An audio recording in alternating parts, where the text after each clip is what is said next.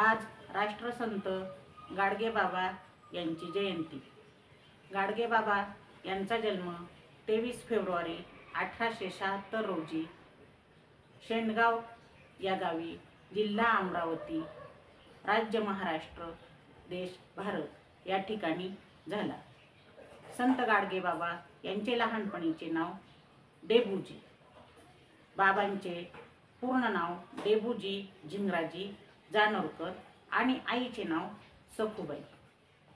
डेबूजी बाबा यांचे वडिलांचे छत्र लहानपणीच हरपले आणि त्यानंतर एकटी पडलेली आई सखूबाई हिने डेबूजीच्या मामांच्या गावी आश्रय घेतला।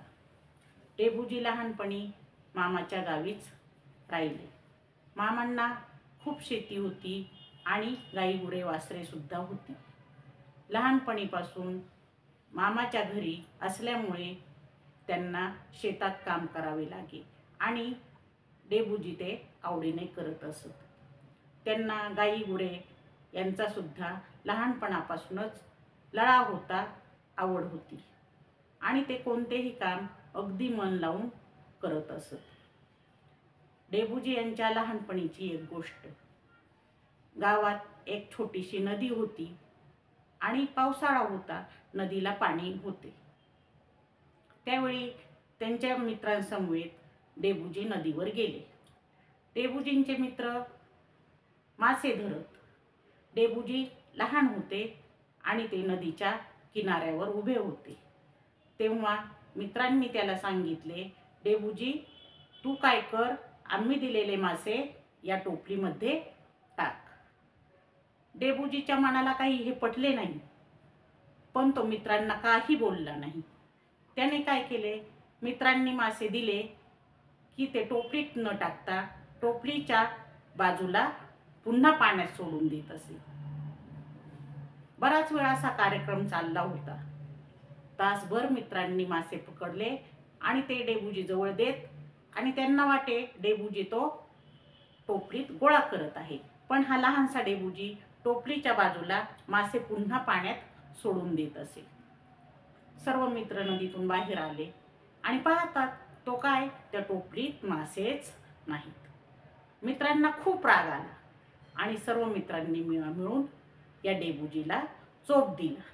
तेव्हा रडत रडत ते आईकडे आले आणि घडलेली घटना मुलांनी आईला सांगितली। त्यावेळी आईने सांगितले, मित्रांनी मासे पकडले आणि तू का बरे सोडून दिलेस? तेव्हा त्यांनी सांगितले, बिचारे मासे, त्यांना पण जीव असतो ना ग आई, मग ते आपण का पकडायचे आणि आपण ते काय खायचे? माझ्या मनाला काही हे पटत नाही।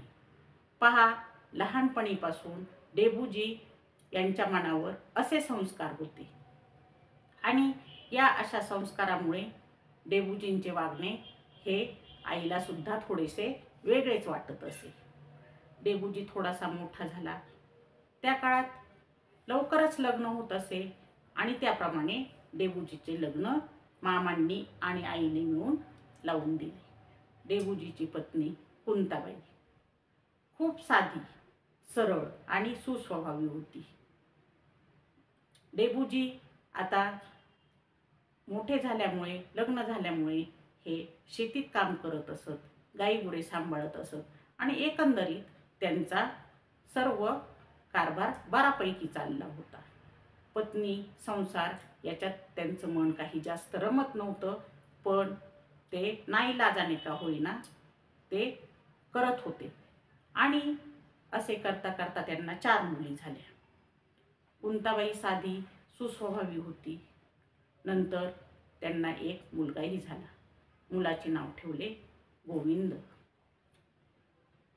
बाबांना लहानपणीपासून थोडीशी भजनाची आणि कीर्तनाची सुद्धा आवड होती आणि त्यांना असे वाटायला लागले की आपण काय करावे, या लोकांना, अज्ञानी लोकांना थोडेसे काहीतरी शिकवावे। पण ते कसे, म्हणून ते भजनाला जाऊ लागले, भजन करू लागले आणि भजनाच्या आणि कीर्तनाच्या माध्यमातून ते लोकांना शिकवू लागले। लहानपणी त्यांनी जसे मित्रांचे मासे पुन्हा पाण्यात सोडून दिले होते, तसे ते लोकांना शिकवू लागले. मुक्या प्राण्यांवर अत्याचार करू नका, कोंबडे बकरे देवाला कापू नका, हे त्यांचे सांगणे होते. त्यांचे आवडते भजन काय? गोपाला गोपाला देवकी नंदन गोपाला, गोपाला गोपाला देवकी नंदन गोपाला. पहा, पुढे पुढे त्यांना सर्व समाजाची सेवा करावी असेच वाटायला लागले. आणि मग त्यांनी काय केले? कुटुंबातून आपला पाय हळूहळू बाहेर काढायला सुरुवात केली. त्यांना संसारात काही स्वारस्य वाटेना आणि म्हणून त्यांनी काय केले? समाजाकडे आपले पाऊल ठेवले. त्यांनी एक साधा पेहराव धारण केला. त्यांचा पोशाख कोणता? पहा, फाटके धोतर, ठिगळ लावलेला सदरा आणि हातात गाडगे, खांद्यावर एक गोधडी आणि हातात काय? हातात एक खराटा. त्यांना स्वच्छतेची खूप आवड होती. ते म्हणत, आपल्याला रोगराई का होते? तर सगळीकडे घाण असते आणि ही जर स्वच्छ केली नाही तर असेच काय होतील? रोग निर्माण होतील. त्यांचे काम काय? पहाटे उठायचे, सर्व लोक झोपेत आहेत तोपर्यंतच गाव झाडून साफ करायचा आणि लोकांना कीर्तनातून भजनातून उपदेश करायचा. पण पहा, आपल्याला संत तुकारामांनी जसं सांगितलं, बोले तैसा चाले त्याची वंदावी पाऊले. अगदी संत गाडगे बाबा यांचे विचार तसेच होते. ते जसं बोलत आणि तसंच करत. त्यांचा आचार विचार आणि उच्चार हा अगदी तसाच होता. त्यात थोडासाही फरक होत नसे. त्यांनी कीर्तने केली आणि कीर्तनातून त्यांनी लोकांना काय विचारले? लोक हो, देव किती आहेत? लोक सांगत, एक. मग तुमच्या गावात मर्याई आहे का? हो. तुमच्या शेताच्या बांधावर म्हसोबा आहे का? हो. तुमच्या गावात वेताळ आहे का? हो. मग आता देव किती झाले? लोक सांगत, 3. आणि मग देव कसा? पहा लोकांनो, देव एक आहे म्हणता आणि मग हे असे का? तर देवासाठी तुम्ही वेळ वाया घालवू नका. तुम्ही काम करा, तुम्ही स्वच्छता ठेवा आणि तुम्ही काय करा? स्वतःचा संसार सुखी करा. तुम्ही तुमच्या मुलांना शिकवा. लोक सांगत, आमच्याकडे पैसे नाहीत, मग मुलांना कसे शिकवणार? त्यावेळी ते काय सांगत? ते म्हणत, तुमची जी ताटली आहे जेवण करण्याची ती विका आणि तुम्ही काय करा? हातावर भाकरी खा. भाकरी घ्या, हातावर खा, पण तुम्ही काय करा? मुलांना शिकवा. आणि ते भजन करत ते म्हणत, गोपाला गोपाला देवकी नंदन गोपाला. त्यांना सारखे वाटे ही अज्ञानी पिढी जी आहे यांच्यातल्या ज्या रूढी आहेत, परंपरा आहेत, यांचा काय करावा? नाश करावा आणि विज्ञानाकडं लोकांना न्यावं, त्यांना सज्ञान करावं असं त्यांना सारखं वाटत असे. पहा, महाराष्ट्रातील या विदर्भामध्ये 3 महासंत होऊन गेले. त्यापैकी हे आपले राष्ट्रसंत गाडगे बाबा एक, दुसरे संत तुकडोजी महाराज आणि तिसरे कर्मवीर भाऊराव पाटील. संत गाडगे बाबा हे कशाने ओळखायचे? तर हातात खराटा आणि स्वच्छता हे त्यांचं ध्येय होतं. संत तुकडोजी महाराज यांच्या हातात खंजिरी असे आणि ते सुद्धा आपल्या गीतांमधून आणि भजनांमधून लोकांना उपदेश करत. आणि पहा, कर्मवीर भाऊराव पाटील यांच्या हातात खडू असे.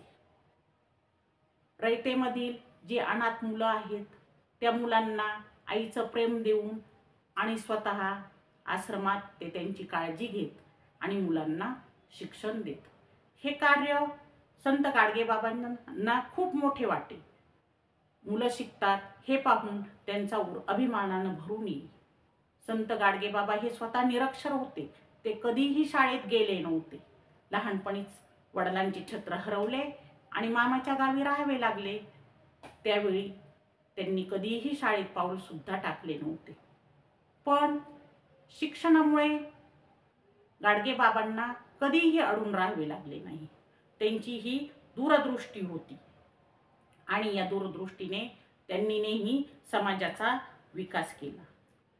आपल्या महाराष्ट्र सरकारने राष्ट्रसंत गाडगेबाबा यांना स्वच्छतेचे प्रसारक म्हणून संबोधित केले आणि ग्राम स्वच्छता अभियान सुद्धा सुरू केलेले आहे.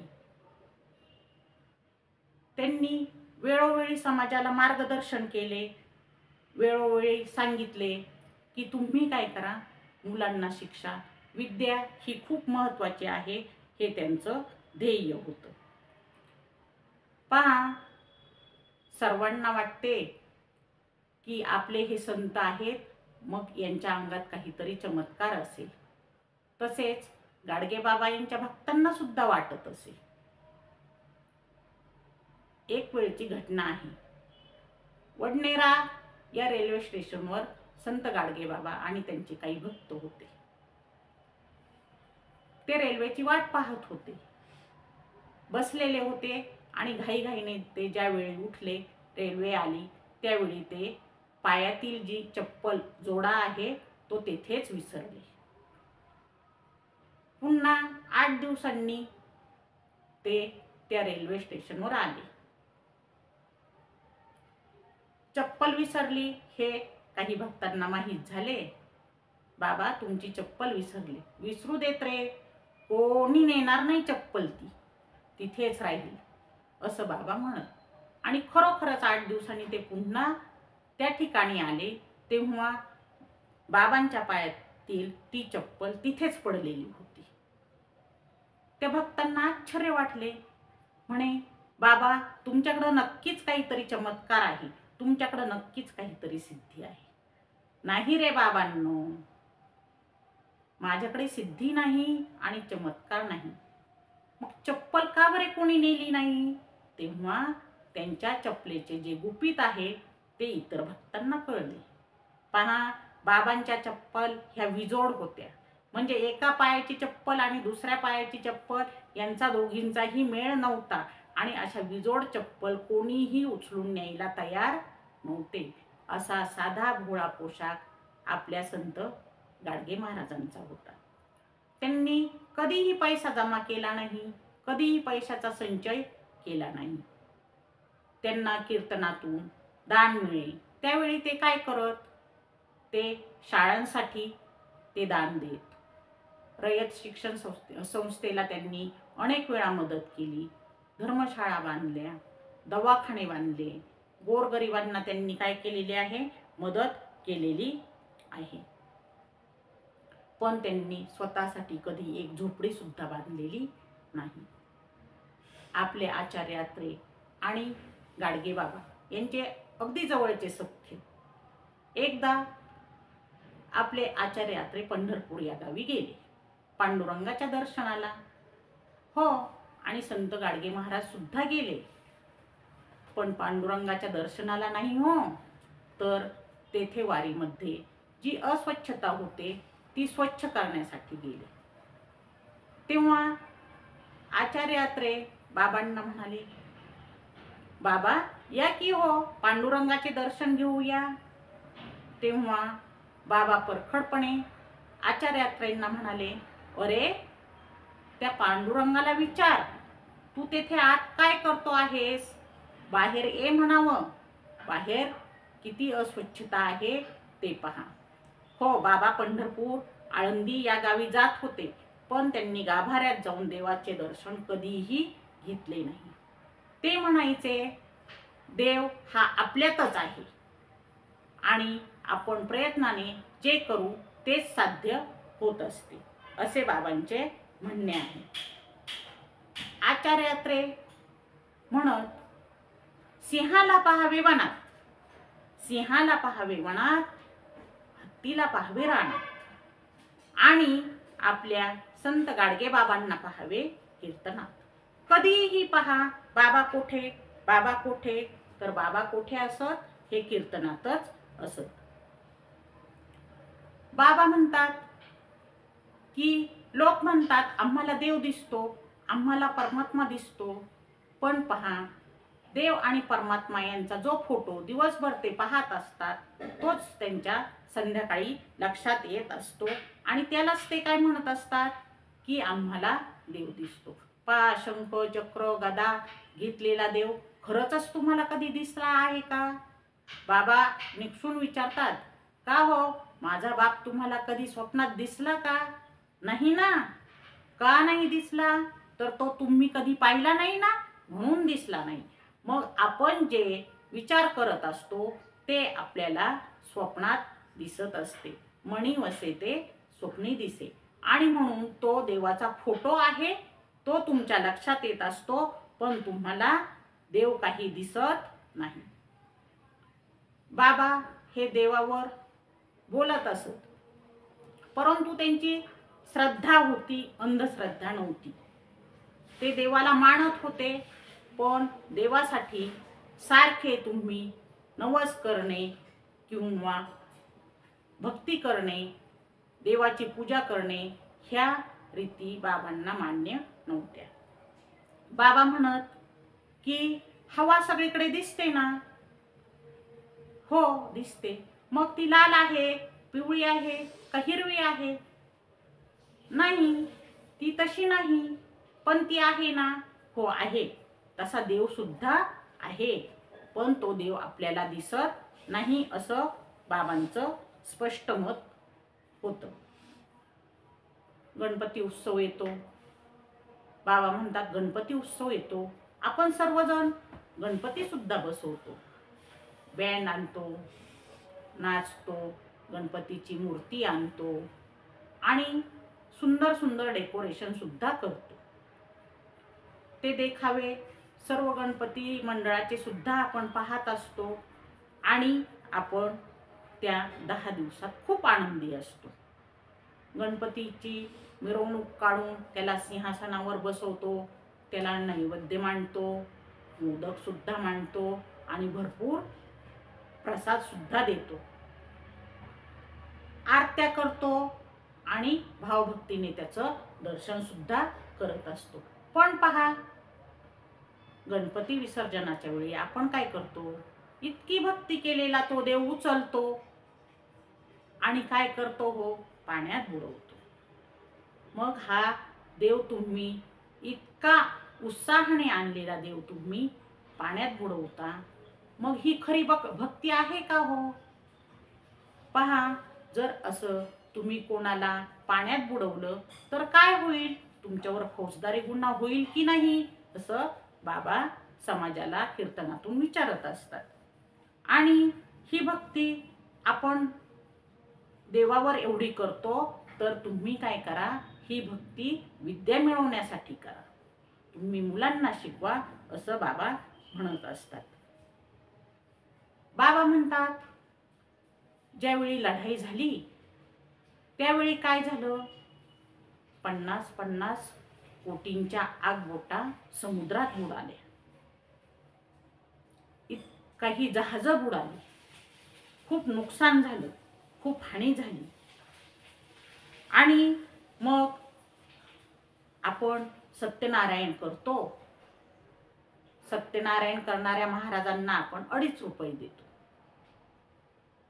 ते बराच वेळ पूजा करतात, 2.5 रुपये घेतात. अहो किती बोलावं लागतं महाराजांना 2.5 रुपयासाठी.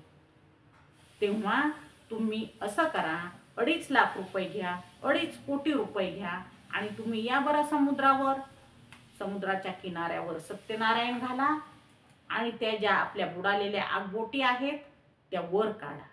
जमेल का हो तुम्हाला हे? असं गाडगे बाबा निक्षून विचारत आहेत, समाजाला ते जाग करत आहेत. देव आहे, आपण देऊळ बांधतो, सुंदर मंदिर बनवतो, पण तेथे देव असतो का हो? नाही. मग आपण काय करतो? एक मूर्ती आणतो ती मूर्ती कुठं मिळते? ती कुठून तरी आपण बाजारातून विकत आणतो आणि ती मूर्ती आपण काय करतो? मंदिरात, त्या देवळात बसवतो. मग संत गाडगे महाराज विचारतात, देव म्हणजे का मेथीची भाजी आहे का हो? की ते कांदे बटाटे आहेत म्हणून आपण ते बाजारातून आणावेत, आपण ते विकत आणावेत? खरे सांगा बरं, देव कधी विकत मिळतो का? देव हा काही बाजारचा भाजीपाला आहे का हो? असं आपल्याला ज्याप्रमाणे माहीत आहे त्याप्रमाणे ते विचारत आहेत. तुम्ही कोणी देव पाहिला आहे का हो? आणि कुणाला देव दिसला आहे का हो? तर नाही, आम्हाला देव कधी दिसलाच नाही, असं त्यांना लोक सांगत असतात. बाबा म्हणतात, तुम्ही देवळात जाता, पण काय होतं? संध्याकाळ झालेली असते आणि अंधार पडलेला असतो. देवळात जाता आणि अचानक काय होतं? वाऱ्याने दिवा विझतो. मग देवळात जाणारे तेथील पुजाऱ्याला म्हणतात, अरे दादू, तो दिवा लाव की रे. मग दादू काय करतो? दिवा लावतो आणि मग आपल्याला देव दिसतो. म्हणजे आपल्याला देव कोणी दाखवला? आपल्याला देव दिव्याने दाखवला. मग गाडगे महाराज विचारतात, दिवा मोठा की देव मोठा? आपल्याला देव कोणी दाखवला? आपल्याला देव दिव्याने दाखवला. मग तुम्ही सांगा, देवापेक्षा दिवा मोठा नाही का हो? असं ते लोकांना विचारत असतात. माणूस धन मिळवतो, गाडी घेतो, बंगला घेतो आणि सोने हिरे असं मिळवतो, पण हे धन काही कामाचं आहे का? तर नाही. हे धन काहीही कामाचं नाही. हे काहीही माणूस बरोबर नेऊ शकत नाही. माणूस गेल्यानंतर मागे राहते ती फक्त त्याची कीर्ती राहते, असं आपल्याला बाबा सांगत आहेत. पहा, पावसाळा येतो आणि 4 महिने पाऊस पडतो. 4 महिने पाऊस पडतो, जमीन पिकते, जमिनीत फुले येतात, पिके येतात. मग आपण काय करतो? जमिनीवर आलेली फुले घेतो आणि ती कोणाला वाहतो? ती देवाला वाहतो. ती फुलं काही आपला आजा पंजा किंवा बाप कोणी पिकवतो का हो? नाही. ती देव पाऊस पाडतो, त्यामुळे जमिनीतून वर येतात. म्हणजे ती कोण देतो? ती देवच देतो. आणि त्यानेच दिलेली फुलं आपण काय करतो? ही पुन्हा त्यालाच देतो. म्हणजे पहा, आपण काय करतो? जे देवाचं आहे तेच काय करत असतो? देवाला देत असतो. मग हे खरं आहे का? फुलं त्याची, पाऊस त्याचा, जमीन त्याची आणि आपण देतो का? त्यालाच देतो. तुम्ही हे देवाला फुलं देण्यापेक्षा एक करा ना. तुम्ही काय करा? जे गरीब आहेत त्यांना औषधं द्या, त्यांना कपडे द्या, त्यांना आचशेर पावशेर तांदूळ द्या, असं बाबा आपल्याला समाजाला उद्देशून सांगत असतात. पहा, तुम्ही काय करा? काम करा, कष्ट करा आणि काय करा? गोरगरिबावर दया करा आणि सगळ्यांनी विद्या ग्रहण करा. शिक्षणाला खूप महत्त्व संत गाडगे महाराजांनी दिलेलं आहे आणि ते म्हणतात, ज्याच्याजवळ विद्या नाही तर तो खटाऱ्याचा बैलच आहे. त्याचा दुसरीकडे कुठेही उपयोग नाही. आता सुधरा. ते म्हणतात, आता सुधरा. पहिले दिवस गेले. आपण शिकलो नाहीत, पण आपल्याला निदान मजुरीने काम तरी मिळाले. आपण शिकलो नाहीत, आपल्या आईबापांनी आपल्याला शिकवलं नाही, पण आपल्याला निदान मजुरीने काम तरी मिळाले. पण पहा, असा टाईम येईल की तुमच्या मुलाबाळांना मजुरीने सुद्धा काम मिळणार नाही. तर मग मुलांना काय करावे लागेल? मुलांना रस्त्यावर बसून लोकांच्या बुटाला पालिश करावी लागल, असं गाडगे महाराज निक्षून सांगत आहेत.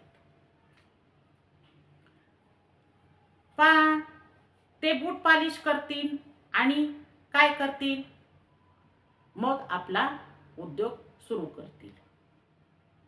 मग हा जो माणूस आहे याच्या शरीराचा काय उपयोग होईल? काहीही नाही.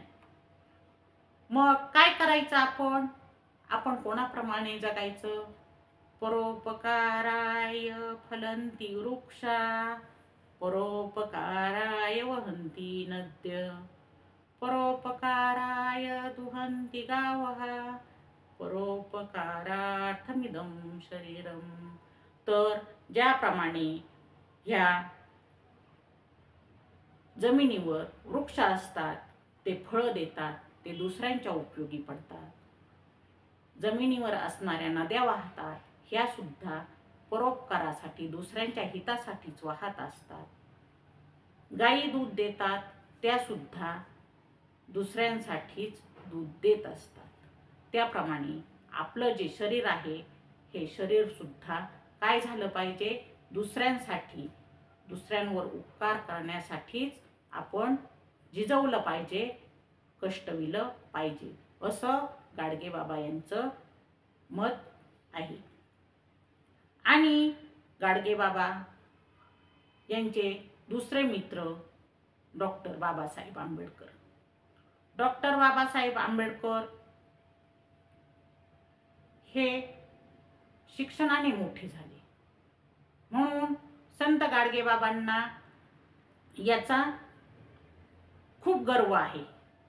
पण ते याचं सगळं श्रेय आंबेडकरांच्या वडिलांना देतात. ते काय म्हणतात? आंबेडकरांच्या वडिलांना सुबुद्धी देवाने दिली आणि त्यांनी आंबेडकरांना काय केले? शिक्षण दिले. जर बाबासाहेबांना वडिलांनी शिक्षण दिले नसते तर काय झालं असतं? बाबासाहेब सुद्धा कुठंतरी आज झाडू मारण्याचं काम करत असते. पण वडिलांनी त्यांना शिक्षण दिलं आणि म्हणून डॉक्टर बाबासाहेब आंबेडकर यांनी खूप मोठी कमाल केलेली आहे, खूप मोठं काम केलेलं आहे. त्यांनी काय केलं? अहो, हिंदुस्थानची घटना लिहिली त्यांनी, घटना. असं आपले संत गाडगेबाबा मोठ्या अभिमानानं लोकांना सांगत असतात. हिंदुस्थानची घटना म्हणजे साधी गोष्ट नाही, हे काही साधं बुद्धीचं काम नाही, असं ते अभिमानानं सांगत असतात.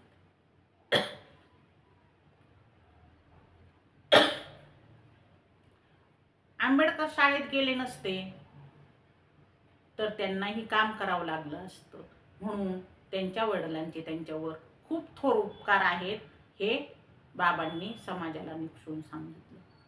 बाबा म्हणतात, आपले जे मागास सर्व लोक आहेत, शिक्षणाने मागास, तर ते काय करतात? जानेवारी महिना आला की मौज मजा करतात आणि फेब्रुवारी महिना आला की बोंबा मारतात. म्हणजे त्यांचा जो जवळ असलेला पैसा ते 1 महिन्यात खर्च करतात. पण पहा, जे शिकलेले शिक्षित लोक आहेत, ब्राह्मण आहेत, मारवाडी आहेत, गुजराती आहेत, हे काय करतात? रोज तुपाचा शिरा खातात. का खातात? तर त्यांच्या घरी रोज जमा आणि खर्च असतो. ते किती पैसे कमवतात आणि त्यातून किती खर्च करतात हे त्यांचे रोजचे लिहिलेले असते आणि म्हणून ते रोज तुपाचा शिरा खाऊ शकतात. पण अडाणी अशिक्षित समाज जो आहे आपला, तो काय करतो? ज्यावेळी जवळ पैसे असतील त्यावेळेस तो काय करत असतो? दिवाळी करत असतो आणि ते पैसे संपले की लगेचच तो शिमग्याच्या बोंबा मारत असतो, असं संत गाडगेबाबा हे सांगत असतात. म्हणजे जमा खर्च ठेवा, हे त्यांनी यातून काय निक्षून समाजाला सांगितलेलं आहे. संत गाडगेबाबा सांगतात, आपण जेजुरीला जातो. मग जेजुरीला जाताना काय करतो? एक बोकड नेतो. बोकड नेतो आणि ते कापतो. बोकड नेतो, कापतो, शिजवतो, त्याला तिखट मीठ मसाला लावतो आणि ते काय करतो, खातो. पण पहा, अहो तुम्ही माणसंच आहात ना, तुम्ही बकरीला पाणी पाजता की नाही? हो, पाजतो. तुम्ही पाऊस आल्यानंतर बकरीला घरात आणून बांधता की नाही? हो, बांधतो. तुमची बकरी जर हरवली तर तुम्ही शोधून आणता की नाही? हो, आणतो. आणि तुम्ही तुमच्या बकरीला चारा पाणी करता की नाही? हो, करतो. म्हणजे पहा, तुम्ही तुमच्या लेकरा बाळांना जसं जपता तसं तुमच्या बकरीला जपता की नाही? हो, जपतो. आणि मग त्याच बकरीला कापून खाताना तुम्हाला काही कसं वाटत नाही हो? कापून मसाला लावून खाताना तुमची बुद्धी कोठे जाते असं ते निक्षून सांगतात. तर ते म्हणतात, तुम्ही माणसं नाही तर तुम्ही नक्कीच रानडुकरं असताल आणि म्हणून तुम्ही असं कृत्य करीत असता. तुमच्यात ज्यावेळी बकरीच्या मानावर सुरी पडेल आणि ते तुम्ही पाहता तर ते लोक हे माणसंच नसतील, त्याच्यात माणसाचा अंश नसेल असं संत गाडगेबाबा समाजाला सांगत असतात. पहा, शिक्षण याच्यावर गाडगेबाबांनी खूप भर दिलेला आहे. ते एका श्रीमंताला उद्देशून म्हणतात, का रे बाबा, तुला वाटतं तुझा पोर इलायतेला जावा, इलायतेला जाऊन त्याने शिक्षण घ्यावं. ठीक आहे, पाठवणारे बाळाला, पण ह्या गरीबाच्या लेकराला 1-2 आणे दे, त्याला एखादी वही घेऊन दे, त्याला एखादी तुझी जुनी टोपी दे किंवा एखादी कोरी वही दे, त्याला पाटी दे. काय होईन रे, तुला देव काहीही कमी करणार नाही. तू काय कर, तू गरीबाला देत जा. आणि जो माणूस आहे, हा माणूस याचं शरीर हे दुसऱ्यासाठी असावं असं निक्षून सांगत असतात. ते म्हणतात, दिवाळी आली, ज्याची ऐपत आहे त्याने भरपूर लाडू करा, आपल्या मुलाबाळांना भरपूर खायला द्या. पण पहा, ज्यावेळी दारावर 2 मुलं येतील आणि तुमच्याकडं दिवाळी मागतील किंवा भीक मागतील, तर अहो त्या गरीबाच्या मुलांना सुद्धा तुम्ही लहान लहान का होईना 2 लाडू दोघाच्या हातात द्या की हो. आणि हे माणूस पण तुम्ही जपा असं गाडगेबाबा समाजाला सांगत आहेत. ते म्हणतात, एक मोठ्या घरची बाई आहे, मोठं घर आहे आणि तिच्याकडे एक गरीबा घरची बाई भांडी घासायला येते. गरीबा घरची बाई भांडे घासायला येते. तिच्या अंगावर लुगडं आहे, ते 4 ठिकाणी फाटलेलं आहे. 2 ठिकाणी ठिगळं जोडलेले आहेत, 2 ठिकाणी तसंच तुटलेलं आहे. तिच्या दोन्ही कडेवर 2 लेकरं आहेत. ती भांडी घासायला आलेली आहे. तिने ते 2 लेकरं तसेच खाली टाकलेले आहेत. एवढा मोठा भांड्याचा ढीग तिने उचलून घासायला सुरुवात केलेली आहे. तर ते त्या मोठ्या घरच्या बाईला निक्षून सांगतात, अरे बाई, थोडीशी तुला दया येऊ दे. अरे, ह्या बाईला जर दिवस गेलेले असतील, तिची परिस्थिती जर खरंच दरिद्र असेल आणि तिचे हे मुलं जर छोटी असतील, तर तिला तू काय कर, मदत कर. तिला तू गहू अजिबात देऊ नकोस, पण निदान ज्वारीचं पीठ तरी दे. तिला तू तूप अजिबात देऊ नकोस, पण तिला निदान तेल तरी दे. तिला तू नवी साडी कधीच घेऊन देऊ नकोस, पण निदान तुझ्या जुन्या 2 साड्या तरी तिला दे. असं कळवळून आपल्याला संत गाडगेबाबा कीर्तनातून सांगत आहेत. मग त्यांचे कीर्तन कसे होते? ते स्वतः कीर्तनाच्या ठिकाणी जात, खराट्याने ती जागा झाडून काढत, तेव्हा आले गेले लोक विचारत, कोण बाबा, आज काय हाय येथे? ते म्हणत, एक महाराज येणार आहेत आणि त्यांचं कीर्तन आहे, म्हणून मी पुढे आलो आहे आणि झाडून घेत आहे. मग त्यांच्या कीर्तनात काही टाळकरी होते का? कोणी मृदुंग वाजवायला होते का? काही पखवाद होते का? की विणेकरी होते का? काही नाही. बाबा एकटेच कीर्तन करीत आणि त्या कीर्तनातून ते प्रबोधन करत असत आणि भजन म्हणत, गोपाला गोपाला देवकी नंदन गोपाला, गोपाला गोपाला देवकी नंदन गोपाला. बाबा सांगत, माय बाप हो, तुम्हाला जर कोणी विचारलं तुझी जात कोणती आहे, तर तू सांग माझी जात माणूस आहे. आणि ते सांगत माणसात दोनच जाती. कोणत्या? एक स्त्री आणि दुसरी पुरुष. यापेक्षा वेगळी जात माणसात नाही. पहा किती थोर उदात्त विचार आहेत. जो मनुष्य कधीही शाळेच्या दारात सुद्धा गेलेला नाही, काय त्याला शिक्षणाची गरज आहे हो, त्याची दूरदृष्टी आपण जर निहाळली पाहिली तर हे विचार खूप शिक्षण घेऊनही कुणाच्या मनाला सुद्धा शिवणारे नाहीत. संत गाडगे बाबा म्हणतात, सरकारने दारूबंदी तर कधीच करू नये. सरकारने दारूबंदी तर कधीच करू नये. का करू नये? सरकारने मुलांना शिक्षण द्यावं आणि त्या दारू पिणाऱ्याच्या मुलांना पोलीस बनवावं. आणि त्या मुलांनी आपला बाप जर दारू पिऊन आला तर असा बडवावा की त्या दारू पिणाऱ्यांना त्यांच्या बापांचे बाप आठवावेत. म्हणून सरकारने दारूबंदी करू नये. म्हणजे स्वतःच्या मुलांच्या हातून या दारू पिणाऱ्यांना शिक्षा व्हावी असं संत गाडगे बाबा यांना वाटत होतं. पहा, त्यांनी आपल्याला खूप मोलाचे संदेश दिलेले आहेत. ते म्हणत, तहानलेल्यांना पाणी द्या, भुकेल्यांना अन्न द्या, जे उघडे नागडे आहेत त्यांना वस्त्र द्या, गोरगरिबाच्या मुलांना शिक्षण द्या, बेघरांना तुम्ही अभय द्या, जे गरीब तरुण आणि तरुणी आहेत त्यांचे लग्न लावण्यासाठी तुम्ही काय करा, मदत करा, दुःखी आणि निराश आहेत त्यांना तुम्ही हिम्मत द्या. किती मोलाचे संदेश आहेत हे.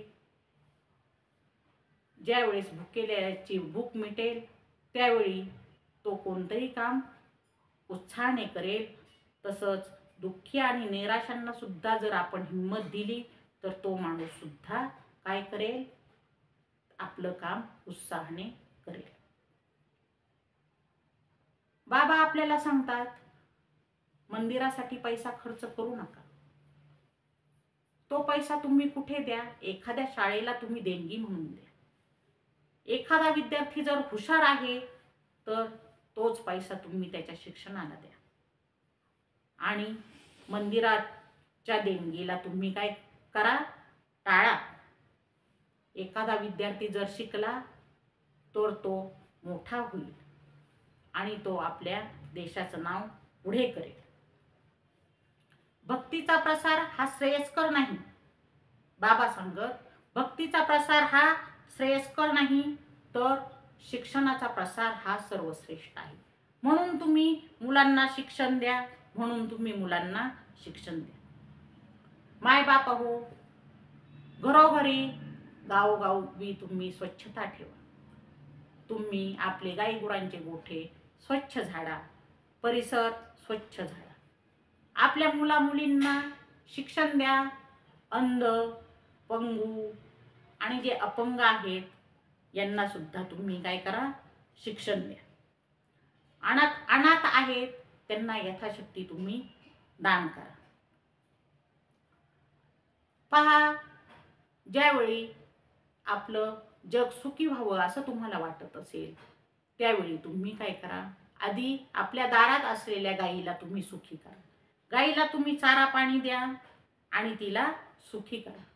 गाई वासरे सुखी असले तर शेतकरी सुखी राहतो आणि शेतकरी सुखी असला तर या विश्वातील सर्व लोक काय असतात, सुखी असतात. म्हणून तुम्ही पशुपालन प्रेमाने करा. तुम्ही प्राण्यांना काय करा, जीव लावा, त्यांच्यावर दया करा आणि ते भजन कर, गोपाला गोपाला देवकी नंदन गोपाला, गोपाला गोपाला देवकी नंदन गोपाला. पहा, गाई गुरावर प्रेम करणे, गाई गुरावर धर्म करणे, दया करणे हा आजचा धर्म आहे असं ते आपल्याला सांगत असत. हात पसरा, हात पसरा, पण हात घेण्यासाठी पसरू नका, तुम्ही हात देण्यासाठी पसरा. तुम्ही लोकांकडे कधीही भीक मागू नका, तुम्ही कष्ट करा. दुःखाचे डोंगर चढल्याशिवाय सुखाची किरणे दिसत नसतात. किती मौलिक विचार आहेत हे. पहा, जो वेळेवर विजय मिळवतो तो या जगावर सुद्धा विजय मिळवत असतो. आणि तुम्ही दगड धोंडे यांची पूजा देव म्हणून करत बसू नका, तर तुम्ही काय करा, तुम्ही शिका. पहा, तीर्थ म्हणजेच तीर्थक्षेत्राला तुम्ही जाण्यात वेळ घालवू नका, तर तुम्ही काय करा, आपल्या आईबापाची सेवा करा. आपले मायबाप हेच काय आहेत, आपले देव आहेत असं गाडगे बाबा सांगत असत. देव कुठे आहे, देव कुठे आहे, देव जगात आहे का, नाही, तर देव हा आपल्यातच आहे आणि आपल्या माणसातच आहे. तेव्हा तुम्ही माणसांची सेवा करा आणि माणसांना काय करा, माणसाप्रमाणे वागा. हीच तुमची माणुसकी आहे आणि त्यांच्यातच तुम्हाला देव दिसेल. पहा, जर एखाद्या माणसानं घर बांधलं तर आपले भोळे भाबडे लोक काय म्हणतात, दिलं बाबा त्याला देवाने घर, त्याचं झालं बाबा चांगलं. अरे, त्याला देवाने कशाचं घर दिलं, त्याने काहीतरी कष्ट केले, त्याने काहीतरी प्रयत्न केला आणि 4 पैसे साचून त्याने घर बांधलं. त्याला कशाचे देवाने घर दिले. पहा, तुम्ही सुद्धा प्रयत्न करा, तुम्ही सुद्धा कष्ट करा आणि म्हणजे देव तुम्हाला सुद्धा काय देईल, घर देईल. नाही तर तुम्ही जर असे उन्हा पावसात जरी असलात तरी देवाला काही घेणे नाही, देवाला तुमची दया येणार नाही आणि तो तुम्हाला घर देणारही नाही. घर हे आपलं आपणच कमवायचं असतं आणि घर हे आपलं आपणच गमवायचं असतं असं संत गाडगे बाबा हे लोकांना सांगत आहेत. ते म्हणतात, चिमणी आपल्या पोराला, आपल्या पिल्लाला चारा पाणी देते आणि कुत्री सुद्धा आपल्या पिल्लाला दूध पाजून जगवते. आपण कोण आहोत, आपण माणूस आहोत, आपण बुद्धिमान आहोत. मग मुक्या जनावरानं केलं ते तर आपण करतोच, पण आपला हा जन्म कोणाचा आहे, आपला जन्म माणसाचा आहे आणि म्हणून आपण माणसासारखे जगा, आपण परोपकार करा. पहा, जर दारू पिलं तर कितीही करोडपती असू द्या, राजपुत्र असू द्या, राजे रजवाडे असू द्या, तर काय होतं, ते सगळं लयाला जात असतं. म्हणून दारूचं व्यसन करू नका. जे दारूचं व्यसन करील त्याचा खाना खराबा झाल्याशिवाय राहणार नाही, त्याच्या पिढ्यांचं वाटोळ झाल्याशिवाय राहणार नाही असं संत गाडगे बाबा समाजाला उद्देशून सांगत आहेत. पहा, आपलं घर आहे आणि आपल्या घरात 10 माणसं आहेत. माणसं जरी 10 असले तरी आपली पैसे ठेवण्याची तिजोरी किती असते हो, 1 असते. आणि तिजोरीची चावी कोणाकडे असते हो, 10 माणसांकडे 10 चाव्या आहेत का, नाही, तर तिजोरीची चावी सुद्धा 1 असते आणि ती घरातल्या मुख्य माणसाकडे असते. मग पहा, हे जग जे आहे तर हे काय आहे, हे सुद्धा एक घर आहे. हे ब्रह्मांड हे सुद्धा एक घर आहे आणि याची चावी सुद्धा ती एकाच्याच मालकाच्या हातात आहे. आणि तोच मालक तुम्हाला काय करेल, तो मालक तुम्हाला आशीर्वाद देईल आणि दुसरा कोणीही तुम्हाला आशीर्वाद देऊ शकणार नाही. दुसऱ्या कोणी जरी तुम्हाला आशीर्वाद दिला तरी तो लबाड असेल, असं संत गाडगेबाबा आपल्याला सांगत आहेत. मायबापांनो, खोट्या नाट्या देवाला नवस करू नका. त्यांच्या नावावर मुक्या प्राण्यांना त्यांची हिंसा करू नका, बळी देऊ नका. हे देव जे आहेत हे स्वतःच पोट भरत असतात, तेव्हा अशा देवांच्या नादी लागू नका. दारू, जुगार या व्यसनापासून तुम्ही काय करा, दूर राहा. गंडे, धागे, दोरे हे करू नका. भूत प्रेत हे काही नाही, याच्यावर विश्वास ठेवू नका. पहा, हुंडा देऊ नका आणि हुंडा घेऊ तर अजिबातच नका. हुंडा ही चाल रीत आपण बंद करूया. ते म्हणतात साधू साधू साधू आता निघून गेले आहेत, पण आता उरले आहेत फक्त चपाती चोर.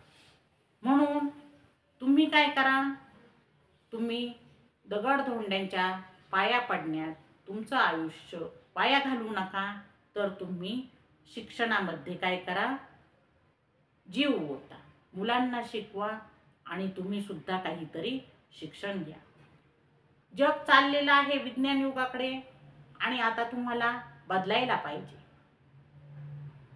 जो शिकला नाही त्याचा काहीही उपयोग होणार नाही, म्हणून तुम्ही आता काय करा, शिका. आता मागचे दिवस गेलेले आहेत आणि पुढे विज्ञानाचे दिवस येत आहेत, म्हणून तुम्ही सर्वांनी शिका. तुम्ही एक कीर्ती मागे ठेवा. पैसा आहे, नुसता पैसा पैसा करू नका. जन्माला येऊन आपण काहीतरी कीर्ती करा आणि ती कीर्ती फक्त मागे राहील असं तुम्ही वागा. पहा, आपण संत गाडगेबाबा हे अशिक्षित असून त्यांचे असे मोलाचे विचार ऐकत आहोत. असंच एक उदाहरण आहे पहा, रवींद्रनाथ टागोर यांचं. कितवी शिकले होते होय? नाही. रवींद्रनाथ टागोर सुद्धा कधीही शाळेत गेलेले नाहीत, पण जनगण मन हे रोज प्रत्येक शाळेत पोहोचलेलं आहे. किती मोठे विचार आहेत या नेत्यांचे. संत गाडगेबाबा यांची दूरदृष्टी ही वाखाणण्याजोगी आहे. पहा, देव देव करू नका. तुम्ही विद्येला महत्त्व द्या. विद्या ही तुम्हाला आली पाहिजे, हे त्यांचं एक प्रखर मत होतं. त्यांनी कर्मवीर भाऊराव पाटील यांनी उभारलेल्या रयत शिक्षण संस्थेला खूप मदत केलेली आहे. पहा, 1948 सालची ही गोष्ट आहे. भारताला स्वातंत्र्य मिळालं होतं आणि आपले मुख्यमंत्री होते त्यावेळी बाळासाहेब खेर. रयत शिक्षण संस्था ही थोडीशी नावारूपाला आली होती. कर्मवीर भाऊराव पाटलांनी अतोनात कष्ट घेतलं होतं आणि या संस्थेचा विस्तार करण्यासाठी सुरुवात केलेली होती. पण काय झाले, 1948 साली गांधीजींची हत्या झाली. सगळीकडे हिंसाचार माजला आणि यातच कोणीतरी मुख्यमंत्र्यांचे कान भरले आणि रयत शिक्षण संस्थेचे जे अनुदान आहे हे अनुदान बंद झाले. काय करावे, काय करावे. अनाथांची मुले शिकत होती आणि कर्मवीर भाऊराव पाटलांना अचानक स्मरण झाले संत गाडगेबाबांचे. ते तडक उठले आणि गाडगेबाबांकडे गेले. मनातील जी व्यथा होती ती त्यांनी गाडगेबाबांना सांगितली. गाडगेबाबांना सुद्धा खूप वाईट वाटले. अनाथाच्या लेकरांना शिकवतो अण्णा म्हणत भाऊराव पाटलांना सर्वजण, आणि त्यांच्यावर वेळ कोणती आली. ते म्हटले, अण्णा तुम्ही काहीही काळजी करू नका. मी पुढे काय करायचं आहे ते पाहतो. त्यावेळी कर्मवीर भाऊराव पाटील निघून गेले आणि संत गाडगेबाबा यांनी थेट मुख्यमंत्र्याची गाठ घेण्याचे ठरवले. ते तडक उठले आणि मुख्यमंत्र्याकडे गेले. बाबासाहेब खेर हे भक्त होते संत गाडगेबाबांचे आणि त्यांनी काय केलं, बाबा आलेले पाहिले तेव्हा विचारलं की बाबा तुम्ही का आलात? मला जर एक आवाज दिला असता तर मी आलो असतो. नाही, माझंच एक छोटंसं काम होतं तुमच्याकडे आणि म्हणून मी स्वतः इथे आलेलो आहे. बसा बाबा, या. आणि मग कर्मवीर भाऊरावांची जी व्यथा आहे ती त्यांनी मुख्यमंत्र्यांना सांगितली. मला काही करता आले तर बघतो असं सांगून त्यांनी संत गाडगेबाबा यांना आश्वासन दिले. आणि पहा, 7च दिवसात रयत शिक्षण संस्थेचं अनुदान चालू झाले. कर्मवीर भाऊराव पाटील यांना खूप हायसं वाटलं आणि त्यांनी पुन्हा गाडगेबाबा यांची भेट घेऊन तसं सांगितलं. असे संत गाडगेबाबा जरी निरक्षर असले, अशिक्षित असले तरी ते परखड होते. त्यांचे विचार परखड होते आणि ते कोणत्याही कामाला घाबरत नसत. गोनी दांडेकर यांनी बाबांचं वर्णन कसं केलेलं आहे तर धगधगते अग्निकुंड. गोनी दांडेकर म्हणतात बाबांचं जीवन म्हणजे धगधगत्या अग्निकुंडाची जणू कहाणीच आहे.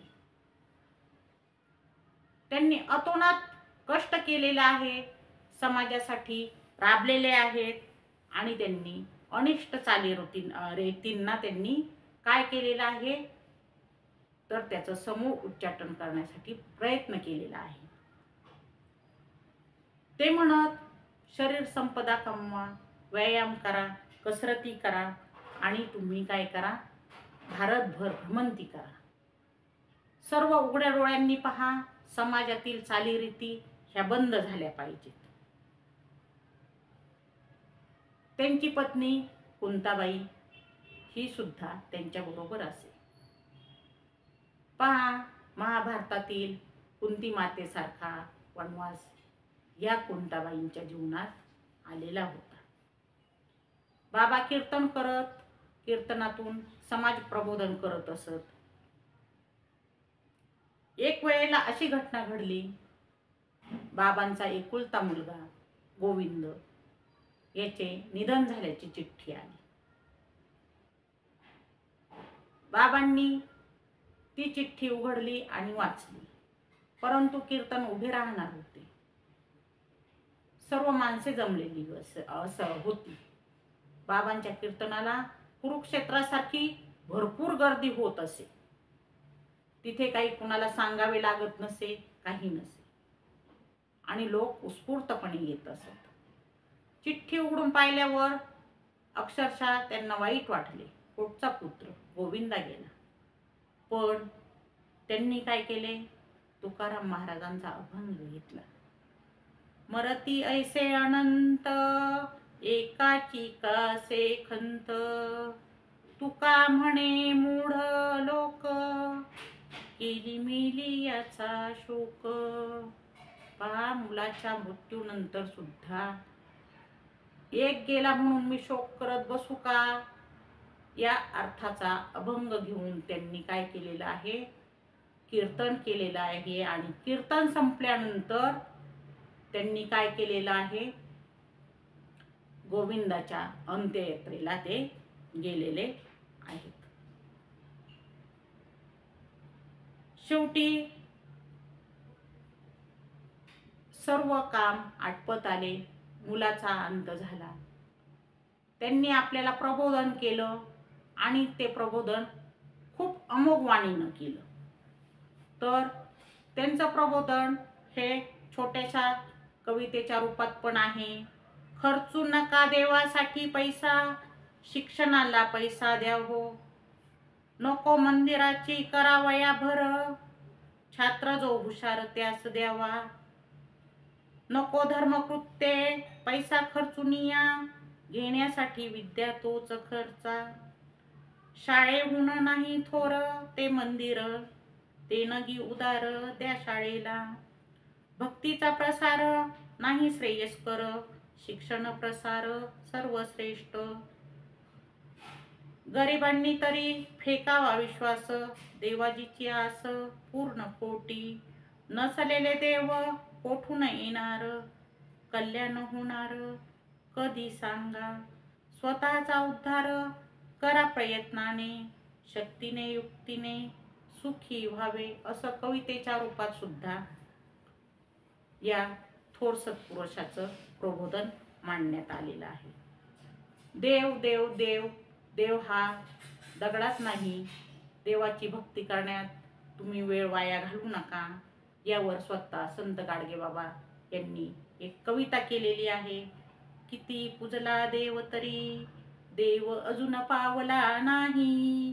कुठे राहतो कोणास ठाऊक, अजूनपर्यंत पावला नाही. मंदिरासमोर लुटली इज्जत, हा बघत बसला पोरीला. रक्षण करतो म्हणाला आणि स्वतःच गेला चोरीला. हातात असून धारदार शस्त्र, कधी चोरा मागे धावला नाही. कुठे राहतो कोणास ठाऊक, अजूनपर्यंत पावला नाही. सगळे काही तोच देतो, तोच पुरवतो सगळ्यांची हौस. शेतकरी बघतो आभाळाकडे, मग गेला कुठे पाऊस.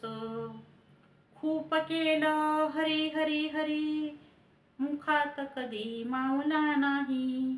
कुठे राहतो कोणास ठाऊक, अजूनपर्यंत पावला नाही. कधी स्वतः राहून उपाशी, भूक त्याची भागली नाही. हा म्हणतो नैवेद्यावर, थोडी साखर का नाही मागवली.